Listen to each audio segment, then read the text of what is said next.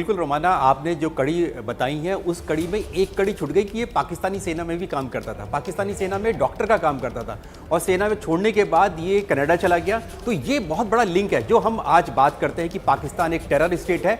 इसकी गिरफ्तारी से वो टेरर स्टेट स्थापित हो जाएगा कि पूरी दुनिया में कि पाकिस्तान और पाकिस्तान की सरकार, पाकिस्तान की गवर्नमेंट, पाकिस्तान की जो खुफिया एजेंसी आईएसआई है वो किस तरह भारत के खिलाफ जो है वो प्रॉक्सी वॉर छेड़ती थी और भारत के खिलाफ सबसे बड़ा जो उन्होंने हमला किया था, आतंकी हमला किया था, ताकि भारत को किसी भी तरह से कमजोर किया जाए, वो स्थापित होगा इसके गिरफ्तारी से। क्योंकि ये सीधे जो था, जो पाकिस्तान की जो खुफिया एजेंसी आईएसआई है उसका जो हैंडलर था मेजर इकबाल था, उससे ये कनेक्ट कर रहता था ये जो तहुवर हुसैन राणा है, और उसके बाद ये फिर हेडली के साथ कनेक्शन रहता था।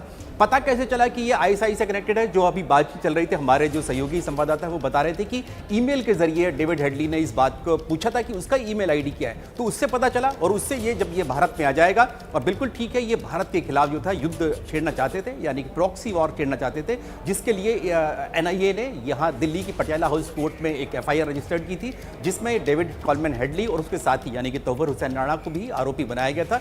बाद में एनआईए ने ही पूरी जांच की और उनको लाया जा रहा है। तो अब ये मुंबई हमले के जो पीड़ित थे उनको तो इंसाफ मिलेगा ही, लेकिन पाकिस्तान के खिलाफ जो है ये ताबूत में आखिरी कील साबित होगा तहुवर हुसैन राणा। ये बेहद महत्वपूर्ण बात है। देखिए, जो नीरज राजपूत कह रहे हैं, आपको समझनी चाहिए कि पाकिस्तान को बेनकाब करने के लिए उसकी ताबूत में आखिरी कील किस हिसाब से साबित होगा तहुवर राणा, कि पाकिस्तानी सेना के वहां के आतंकवादी संगठनों के साथ जो तालमेल है, जो साठगांठ है, वो बेनकाब हो सकती है इसी तहुवर राणा के जरिए। और ऐसे में मुंबई आतंकी हमले का आरोपी तहुवर राणा अमेरिका से भारत कल पहुंच जाएगा। राणा के प्रत्यर्पण को लेकर अब राजनीतिक प्रतिक्रियाएं आनी शुरू हो गई हैं, वो भी सुनिए जरा। बहुत देर हुई ये होने पे और बहुत पहले ये हो जाना चाहिए था, लेकिन जब हो रहा है तो चलिए ठीक है। बहुत बड़ा फॉरवर्ड स्टेप है हमारी फॉरेन पॉलिसी में, और हम एमईए को और माननीय प्रधानमंत्री जी को, हमारे डॉक्टर एस जयशंकर जी को इसके लिए, और माननीय प्रधानमंत्री जी के नेतृत्व जो भारत का एक साख बना है पूरे विश्व में, आदरणीय प्रधानमंत्री जी के नेतृत्व में भारत को पूरे विश्व अब श्रद्धा की नजरिए से देखते हैं, सम्मान की नजरिए से देखते हैं। इसका एक बहुत बड़ा एग्जीबिशन है, मैं ऐसा बोलूँगा। जिसने आतंकवाद किया हो उसको कड़ी से कड़ी सजा मिलनी चाहिए। अब तो अमेरिकी अदालत ने कह दिया, उसने बहुत कोशिश की इस बात की कि उसको जो है किसी तरह से राहत मिल जाए, भारत न लाया जा सके, लेकिन अमेरिकी अदालतों ने उसकी याचिका खारिज कर दी। अब उसको भारत आना पड़ेगा और कड़ी से कड़ी सजा उसके अपराध की मिलेगी।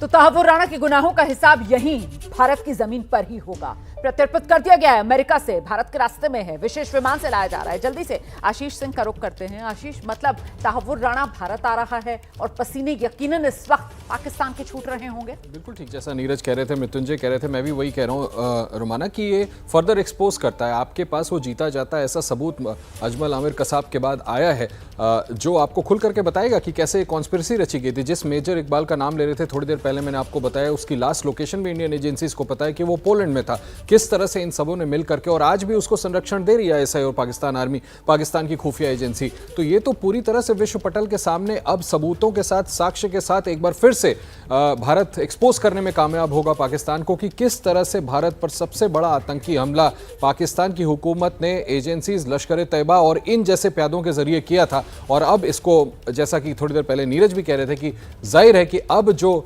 मासूम लोग जिन्होंने अपनी जान उस हमले में गंवाई थी, उनके परिवारजनों को अब कम से कम इंसाफ मिल सकेगा।